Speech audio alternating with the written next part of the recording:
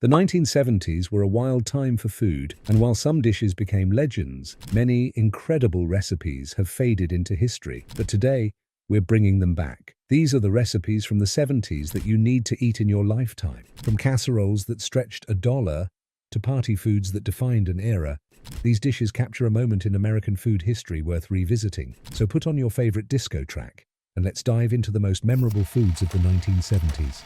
Swedish meatballs. In the 1970s, no cocktail party was complete without a slow cooker full of Swedish meatballs. These bite-sized delights were the star of any gathering. Tender, savory meatballs swimming in a rich, creamy sauce that had everyone coming back for seconds. While their popularity in America soared during the 70s, Swedish meatballs have a history dating back centuries in Scandinavian cuisine. What made them perfect for 70s entertaining was their make-ahead convenience and crowd-pleasing flavor. The secret to authentic Swedish meatballs wasn't just in the meat mixture, typically a blend of beef and pork, but in the distinctive sauce. Unlike Italian-style meatballs in tomato sauce, Swedish meatballs featured a gravy made with beef broth, a touch of sour cream, and the magical ingredient that made them distinctly Scandinavian, a hint of nutmeg and sometimes allspice. Today, these meatballs remain a comfort food classic, though many modern versions lighten up the sauce or offer plant-based alternatives. Quiche Lorraine. When Americans in the 1970s wanted to feel sophisticated, they turned to quiche Lorraine. This French-inspired dish became the centerpiece of countless brunches and ladies' luncheons across the country. With its buttery pastry crust filled with a silky mixture of eggs, cream, bacon, and Swiss cheese, it represented everything that was fashionable about French cuisine. Quiche Lorraine wasn't actually new to the 70s. It had been around for centuries in the Lorraine region of France, but it wasn't until Julia Child introduced French cooking to American homes that quiche became a household name. What made it perfect for the era was its versatility. You could serve it hot or at room temperature, making it ideal for entertaining. It could be prepared ahead of time and reheated, and it worked equally well as breakfast, lunch, or a light dinner. By the end of the decade, quiche had become so popular that it inspired the 1982 bestseller, Real Men Don't Eat Quiche, poking fun at how the dish had become associated with women's luncheons and sophistication.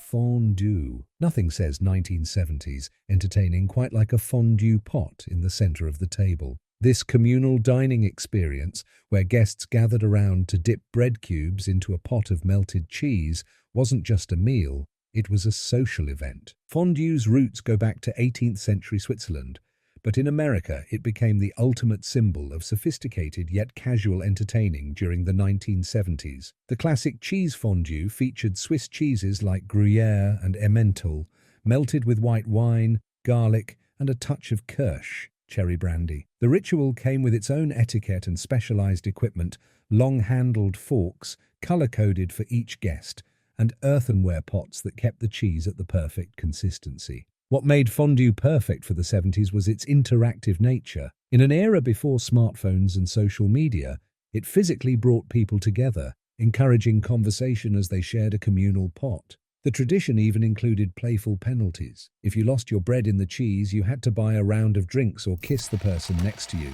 Cheese logs and cheese balls. Before there were cheese boards and charcuterie plates, the 1970s party scene was dominated by the humble cheese ball, or its cylindrical cousin, the cheese log. These retro appetizers were the centerpiece of many a cocktail party, typically featuring a mixture of cream cheese, cheddar, blue cheese, or port wine cheese, shaped into a sphere or log and then rolled in chopped nuts, herbs, or spices. The beauty of the cheese ball lay in its make-ahead convenience. Hostesses could prepare them days in advance, wrap them in plastic, and refrigerate until party time. Then, surrounded by an array of crackers, they became the focal point of the appetizer table. The cheese ball's origins date back much further than the 70s, but they reached their pinnacle of popularity during the 1970s, when processed cheese products were considered modern and sophisticated. The most famous commercial version was Hickory Farm's beef stick and cheese gift sets, which became a popular holiday gift. While basic cheese balls contained just a few ingredients, creative hostesses developed endless variations with add-ins like chopped olives, pimientos, or green onions. Carrot cake with cream cheese frosting. The 1970s weren't just about savory dishes, They also gave us some dessert classics that have stood the test of time. Perhaps none is more beloved than carrot cake with cream cheese frosting. This sweet treat perfectly embodied the decade's fascinating contradictions. It contained vegetables, so it seemed healthy, yet it was usually topped with a decadent layer of sweet, tangy cream cheese frosting. Carrot cake's history stretches back to medieval times, but the modern American version, complete with cream cheese frosting, became a sensation in the 1970s. The decade's growing interest in natural foods and ingredients helped carrot cake transition from a novelty to a mainstream dessert. Food historians note that the 1970s version typically included not just grated carrots but also crushed pineapple, shredded coconut, and chopped walnuts or pecans. What really set 1970s carrot cake apart was the cream cheese frosting, a perfect foil to the spiced cake. Prior to this period, carrot cakes were often glazed or topped with a boiled frosting, but the tangy cream cheese version became inseparable from the cake during this era. Watergate salad. Few dishes capture the spirit of 1970s convenience foods better than Watergate salad, a peculiar but oddly satisfying concoction of pistachio pudding mix, crushed pineapple, marshmallows, and whipped topping, all folded together into a pale green fluff. The origin of its name remains surrounded in mystery, much like the scandal it references. Some say it was first served at the Watergate Hotel, while others claim a journalist remarked that it contained a cover-up of whipped topping, just like the Nixon administration's cover-up. Kraft Foods, which made Jell-O pistachio pudding, capitalized on the recipe's popularity, but originally called it Pistachio Pineapple Delight. Home cooks, however, insisted on the Watergate connection, and the name stuck. The salad's popularity wasn't just about its quirky name. It represented everything Americans loved about modern food in the 70s. It was quick to prepare, required no cooking, used shelf-stable ingredients, and had that coveted semi-homemade quality that made homemakers feel creative while still being practical. Beef stroganoff. In the 1970s, beef stroganoff became the dinner party dish of choice for hosts looking to impress without breaking the bank. This Russian-inspired dish featured tender strips of beef in a rich, tangy sour cream sauce, typically served over egg noodles. While the original 19th-century Russian version was quite elegant, featuring high-quality beef tenderloin, the 70s American adaptation often simplified things with ground beef or less expensive cuts. What made stroganoff perfect for the era was its combination of exotic-sounding name and relatively simple preparation. It had an international flair that made dinner feel special, yet it was accessible enough for everyday cooks. The typical 70s version incorporated cream of mushroom soup, which gave the sauce body without the need to prepare a traditional roux-based sauce. Some creative cooks added a splash of cooking sherry or white wine for sophistication. The dish was usually finished with a generous helping of sour cream stirred in at the last minute, creating a creamy, satisfying sauce that coated both the meat and the noodles. Pineapple upside-down cake. The pineapple upside-down cake wasn't invented in the 1970s. It had been around since the 1920s, when canned pineapple became widely available. But it reached the peak of its popularity during the 70s, appearing at potlucks, in lunchboxes, and as the crowning glory of family dinners. What made this cake special was its dramatic presentation and the perfect balance of flavors and textures. The classic version featured rings of canned pineapple and maraschino cherries arranged in a pattern on the bottom of a pan, topped with brown sugar and butter, which would caramelize during baking. Cake batter was poured over this sticky sweet layer, and after baking, the whole thing was flipped over to reveal the glistening fruit pattern. The 1970s version often used a boxed yellow cake mix as a base, another nod to the convenience cooking of the era. The finished cake offered multiple contrasting experiences in each bite: warm, gooey caramel topping, juicy pineapple, and fluffy cake underneath. Pasta primavera. When Americans in the 1970s wanted to feel cosmopolitan without traveling to Europe, they turned to dishes like pasta primavera. This colorful pasta dish loaded with fresh vegetables became a restaurant sensation and quickly made its way into home kitchens across the country. Legend has it that pasta primavera was created in 1975 by New York chef Cirio Macchioni owner of the famous Le Cirque restaurant. What made pasta primavera perfect for the 70s was its alignment with the decade's growing interest in fresher, lighter foods. After years of heavy casseroles and meat-centric meals, Americans were ready for dishes that highlighted fresh vegetables. The traditional version featured a colorful array of barely cooked vegetables, typically broccoli, carrots, peas, and bell peppers, tossed with pasta and a sauce that could range from olive oil and parmesan to a light cream sauce. What set 70s pasta primavera apart from earlier pasta dishes was its emphasis on the vegetables as the star ingredient rather than as a side note to meat or seafood. It was a dish that celebrated freshness and color, and it looked as good as it tasted. French onion dip with potato chips. Some food combinations become so ingrained in our culinary landscape that we forget they had a starting point. French onion dip with ridged potato chips is one such pairing, a party staple that defined casual entertaining in the 1970s. The dip itself had humble beginnings. In the early 1950s, an unknown cook supposedly mixed Lipton's French onion soup mix with sour cream, creating an instant hit. By the 1970s, this simple combination had become the unofficial dip of America. What made onion dip perfect for the 70s was its accessibility and crowd-pleasing flavor. Anyone could make it, just 2 ingredients stirred together, yet it tasted like so much more than the sum of its parts. The tangy, sour cream base with the savory, slightly sweet onion flavor created an addictive combination that paired perfectly with the salty crunch of ridged potato chips. The 70s version was almost always made with packaged soup mix, though some ambitious cooks created from scratch versions. It was typically served in a bowl nestled in the center of a larger platter, surrounded by concentrically arranged potato chips.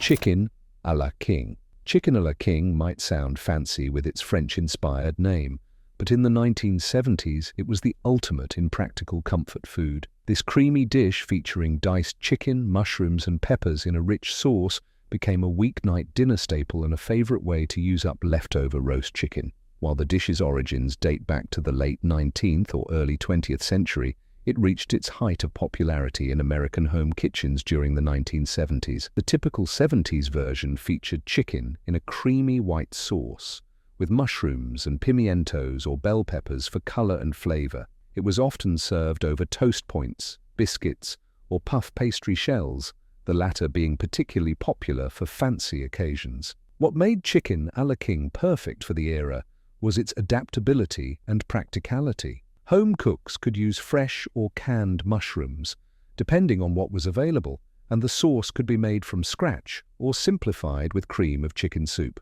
It was also an excellent way to stretch a small amount of chicken to feed a hungry family. Tuna noodle casserole. Few dishes capture the essence of 1970s practical home cooking better than tuna noodle casserole. This humble yet satisfying combination of canned tuna, egg noodles, and cream of mushroom soup, often topped with crushed potato chips or breadcrumbs, was a weekly fixture on many American dinner tables. Tuna casserole emerged in the 1930s during the Great Depression, when home cooks were looking for ways to stretch inexpensive protein, but it reached its pinnacle of popularity in the post-war decades, becoming a true American classic by the 1970s. What made tuna noodle casserole perfect for the 70s was its alignment with the era's values around convenience and frugality. It relied on pantry staples that could be kept on hand for a quick dinner solution: a can of tuna, a bag of egg noodles, and a can of cream of mushroom soup formed the base, with optional add-ins like frozen peas, diced celery, or grated cheese. The dish typically came together in one baking dish, minimizing cleanup, another bonus for busy families. Black Forest cake. When Americans in the 1970s wanted to serve a truly show-stopping dessert, they often turned to Black Forest cake. This dramatic German import, with its layers of chocolate cake, whipped cream, and cherries, represented the height of dessert sophistication. The authentic Schwarzwälder Kirschtorte originated in Germany, but American adaptations became wildly popular in the 70s, often taking some liberties with the traditional recipe. The classic version featured layers of chocolate sponge cake brushed with cherry liqueur, filled with whipped cream and sour cherries, and decorated with chocolate shavings and more cherries. The American 70s version sometimes simplified things by using canned cherry pie filling instead of fresh sour cherries, and often skipped the traditional kirsch, cherry brandy, to make it family-friendly. What made Black Forest cake perfect for the era was its dramatic presentation. Standing tall with its distinct layers and decorative top, it was the ideal centerpiece for special occasions.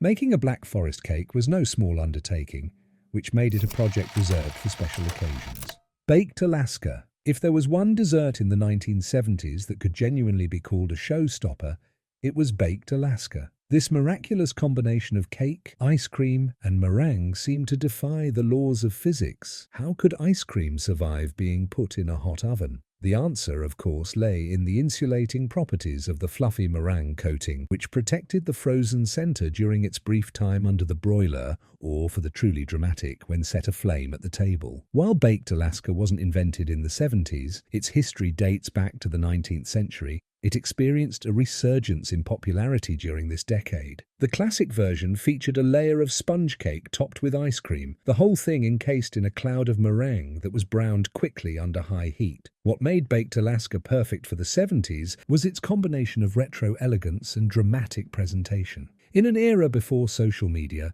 this was a dessert that created memories. The gasp as it came to the table, the excitement of the flaming finale, and the surprise of finding cold ice cream inside a warm exterior. Crêpes suzette. In the 1970s, when Americans wanted to feel like they were dining in a fancy French restaurant without leaving home, they turned to crêpes suzette. This dramatic dessert, featuring delicate pancakes in a boozy orange sauce, often flambéed tableside, represented the pinnacle of sophisticated entertaining. While crêpes suzette dates back to late 19th century France, it became a staple of American gourmet cooking in the 70s, thanks in part to Julia Child's influence and Americans' growing interest in international cuisine. The classic preparation involved making thin French pancakes, crêpes, which were then folded and bathed in a sauce of butter, sugar, orange juice, and orange liqueur. The grand finale involved pouring additional liqueur over the dish and setting it aflame, creating a spectacular blue fire that caramelized the sugars and burned off some of the alcohol. What made crêpes suzette perfect for the 70s was its theatrical nature. Home entertaining during this decade often involved performance elements, and nothing was more impressive than safely wielding a flaming pan of dessert in front of appreciative guests. Beef Wellington. When it came to impressive main courses in the 1970s, few dishes could compete with the majesty of beef Wellington. This luxurious creation, featuring a tenderloin of beef coated with pâté and mushroom duxelles, all wrapped in puff pastry, was the ultimate special occasion dinner. While beef Wellington has English origins, it became a status symbol on American tables during the 70s, representing the pinnacle of sophisticated entertaining. The classic preparation involved searing a beef tenderloin, then coating it with liver pâté and a mixture of finely chopped mushrooms cooked down with shallots and herbs. This was all wrapped in puff pastry and baked until golden. When sliced, the perfectly pink center of the beef contrasted beautifully with the layers of mushroom, pâté, and crisp pastry. What made beef Wellington perfect for the 70s was its combination of luxury ingredients and impressive presentation. It was labor-intensive and expensive, making it reserved for truly special occasions. Making beef Wellington required both technical skill and careful timing, and success with this dish was a true culinary achievement for the home cook. Chicken Kiev. Chicken Kiev brought a touch of Eastern European elegance to American dinner tables in the 1970s. This indulgent dish featured boneless chicken breasts pounded thin, wrapped around a nugget of herb-seasoned butter, then breaded and fried to a golden crisp.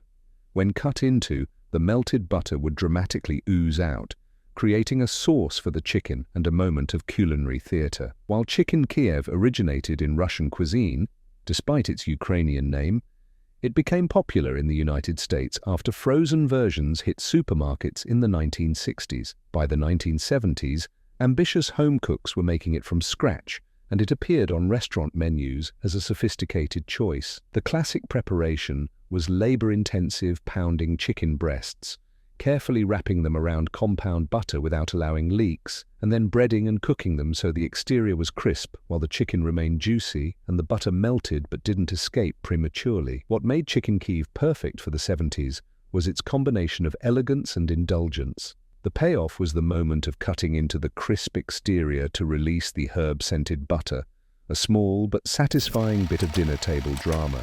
Chicken and dumplings. In a decade that embraced both international cuisine and comfort food classics, chicken and dumplings represented the best of traditional American cooking.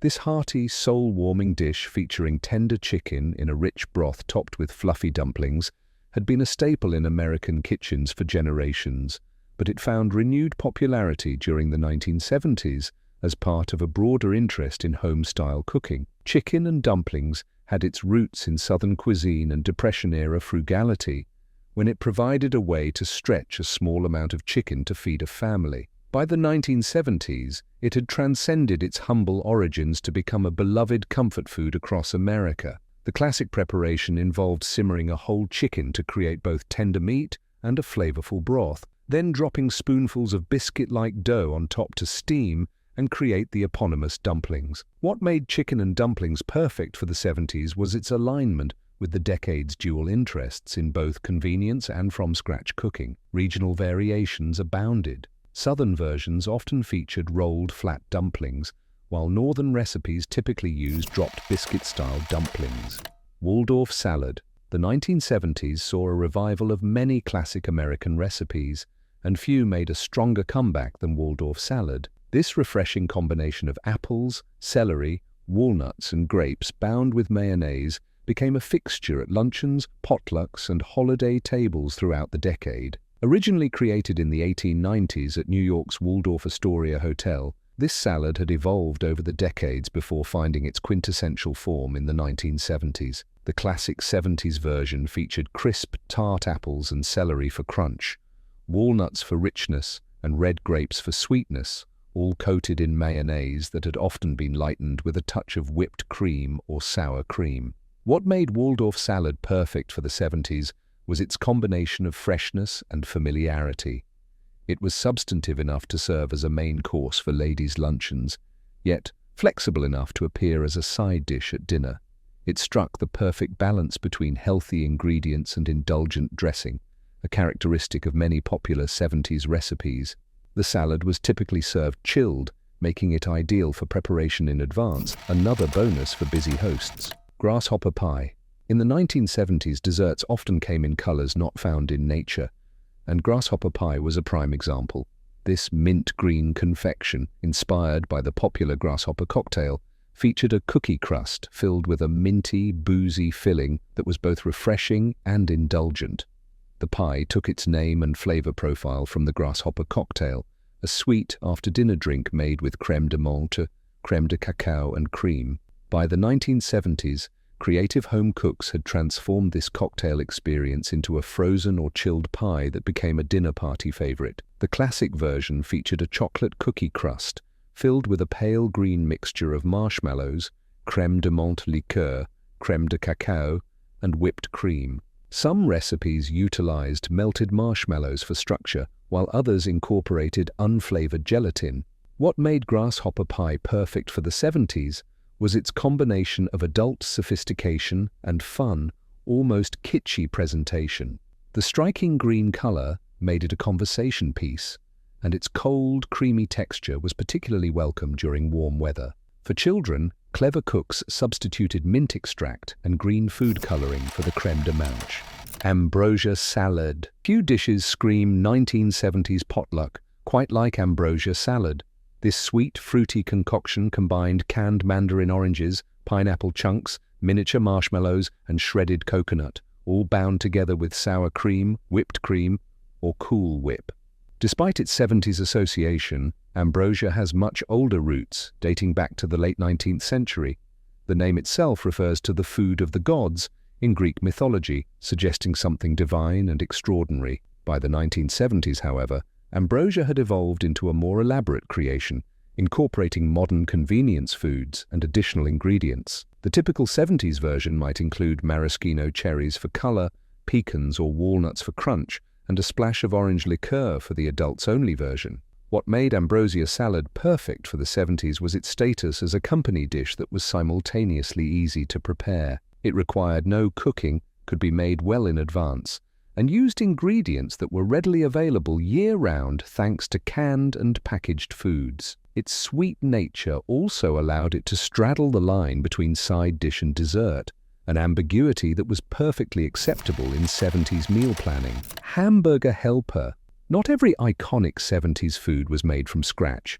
In fact, one of the decade's most significant culinary contributions came in a box, Hamburger helper. This packaged meal starter, introduced by General Mills in 1971, revolutionized weeknight cooking by offering a quick way to turn a pound of ground beef into a complete dinner. The concept was simple but brilliant.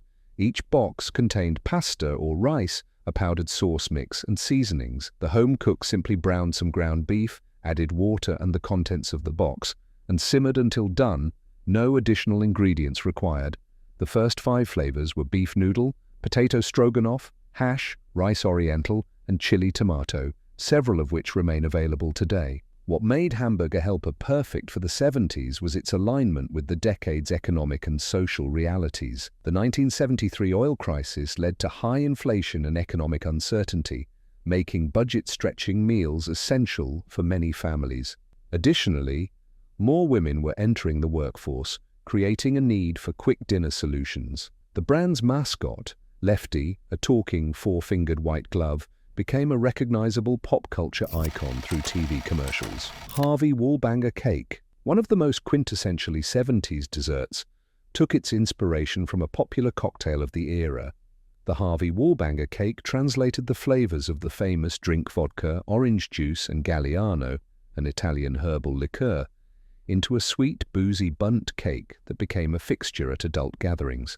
The Harvey wallbanger cocktail itself had gained popularity in the 1960s, reportedly named after a surfer who favored the drink and had a tendency to bump into walls after having a few too many. By the 1970s, creative home bakers had transformed it into a cake. The typical recipe started with a yellow cake mix. Convenience was key in 70s baking, enhanced with instant vanilla pudding mix for moisture and richness.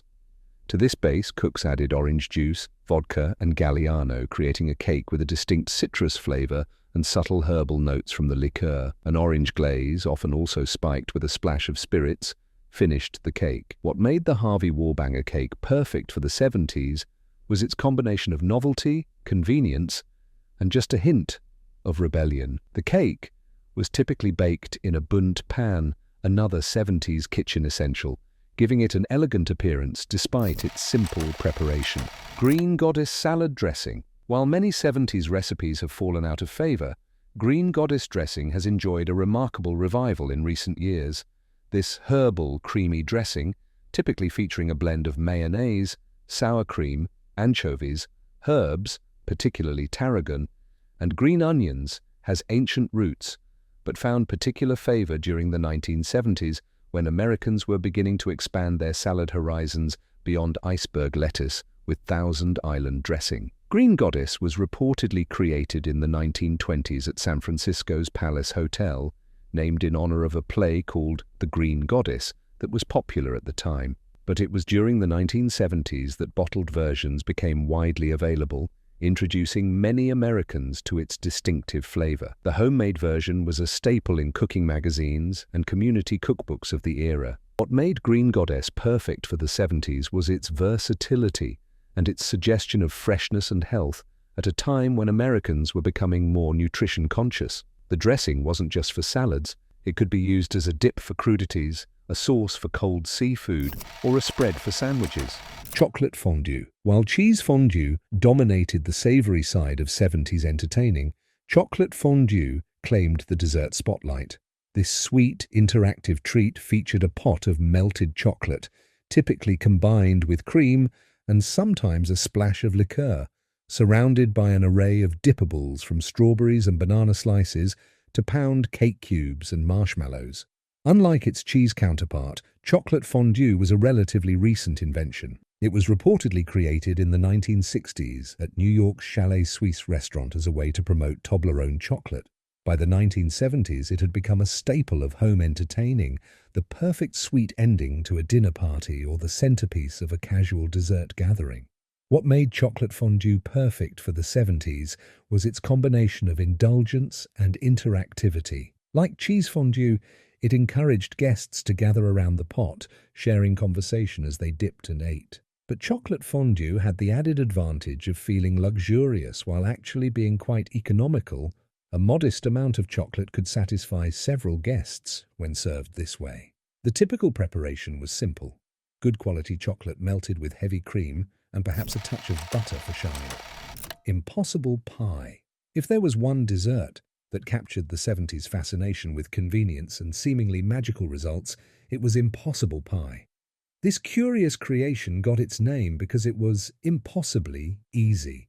You simply mixed all ingredients together, poured them into a pie plate, and during baking, the mixture separated into distinct layers: a crust, a custard filling, and a coconut topping. No rolling out dough, no fussing with multiple components, just one simple batter that transformed itself in the oven. The recipe first appeared on the back of Bisquick boxes in the mid-1970s, though similar self-layering desserts had existed previously. What made it perfect for busy home cooks was the minimal effort required for what looked like a complex result. The basic version needed just Bisquick, eggs, sugar, milk, butter, vanilla, and shredded coconut. When baked, the Bisquick settled to form a crust. The egg and milk created a custard middle, and the coconut rose to the top and toasted. Variations quickly proliferated. There was impossible pumpkin pie for Thanksgiving, impossible lemon pie for summer gatherings, and even savory versions like impossible cheeseburger pie for weeknight dinners. The 1970s gave us so much more than disco and bell-bottoms. It delivered a treasure trove of recipes that deserved to be remembered and revived. From elegant dinner party centerpieces to weeknight family favorites, these 25 dishes capture the spirit of an era when convenience and comfort shared the table with culinary adventure. This was a decade when home cooks embraced both convenience foods and ambitiously fancy recipes, often in the same meal. Entertaining was a priority, not an afterthought, with dishes designed specifically to bring people together around the table. The next time you're planning a meal, consider bringing one of these 70s gems back to the table. You might be surprised at how well they've aged. If you enjoyed this culinary trip through the 1970s, don't forget to like this video and subscribe to our channel for more food history and vintage recipes. Let us know in the comments which of these dishes brings back memories for you.